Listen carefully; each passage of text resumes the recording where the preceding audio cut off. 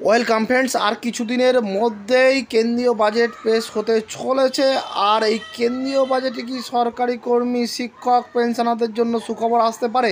এরকম একটি খবর মিডিয়ায় উঠে এসেছে, অবশ্যই দেখে রাখবেন। চ্যানেল নতুন হলে সাবস্ক্রাইব করবেন, জনস্বার্থে ভিডিওটি বেশি বেশি করে শেয়ার করবেন।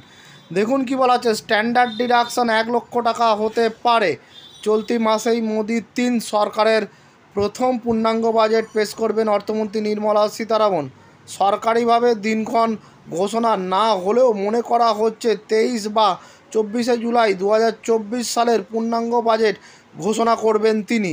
নতুন বাজেটে করদাতাদের জন্য যে সুবিধাগুলি ঘোষণা হতে পারে সে সম্পর্কে অনেক প্রত্যাশা ও জল্পনা রয়েছে। প্রত্যাশার মধ্যে অন্যতম হল স্ট্যান্ডার্ড ডিডাকশনের সীমা বৃদ্ধি। বেতনভুকদের জন্য প্রতি বছর 40,000 টাকা স্ট্যান্ডার্ড ডিডাকশন 2018 সালের বাজেটে ফিরিয়ে আনা হয়। পরে 2019-এর অন্তর্বর্তী বাজেটে সেই সীমা বাড়িয়ে 50,000 টাকা করা হয়। তারপর থেকে বিভিন্ন সময় স্ট্যান্ডার্ড ডিডাকশন বাড়ানোর দাবি উঠেছে, কিন্তু সেই দাবি মানেননি সীতারামন।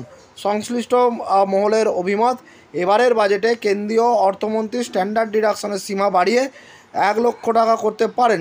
স্ট্যান্ডার্ড ডিডাকশন কি? স্ট্যান্ডার্ড ডিডাকশন বেতনভুক ব্যক্তিদের জন্য একটি ফ্ল্যাট ডিডাকশন। এই কর ছাড় দাবি করতে কারো কাছে কোনো প্রমাণ জমা দেওয়ার প্রয়োজন হয় না। সরকারি বেসরকারি সব ক্ষেত্রেই কর্মী এই ছাড় পেয়ে থাকেন। 2022-23 আর্থিক বছর পর্যন্ত স্ট্যান্ডার্ড ডিডাকশন পুরনো কর ব্যবস্থার অধীনে ছিল, তবে 2023-24 থেকে তার নতুন কর ব্যবস্থাতেও যুক্ত করা হয়েছে। শুধু বেতন থেকেই নয়, পেনশন থেকে আয়ও স্ট্যান্ডার্ড ডিডাকশন পাওয়া যায়। সেখানে শর্ত থাকে, প্রাপ্ত পেনশন বেতন থেকে আয় শিরোনামে চারযোগ্য, যা অন্য উৎস থেকে আয়ের অধীনে নয়।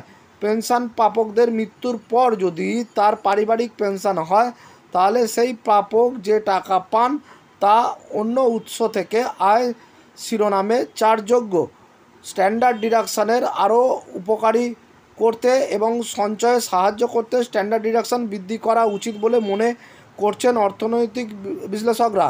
সেই কারণে সরকার স্ট্যান্ডার্ড ডিডাকশন বাড়াতে পারে বলে সম্ভাবনা তৈরি হয়েছে। তাহলে দেখলেন, বর্তমানে পুরনো এবং নিউ এই দুটি সিস্টেমেই স্ট্যান্ডার্ড ডিডাকশন 50,000 টাকা আছে। একদম গ্রস ইনকাম থেকে প্রথমেই 50,000 টাকা বাদ চলে যায়, এখানে কোনো প্রমাণ লাগে না। তবে এবার যেটা বলা হচ্ছে, এই স্ট্যান্ডার্ড ডিডাকশান বাড়িয়ে 1 লক্ষ টাকা করতে পারে অর্থমন্ত্রী আসন্ন বাজেটে। যদি সেটা হয়, অবশ্যই কিন্তু সরকারি কর্মী, পেনশনার, শিক্ষক বা বেসরকারি কর্মীদের জন্য দারুণ সুখবর হতে পারে। ধন্যবাদ।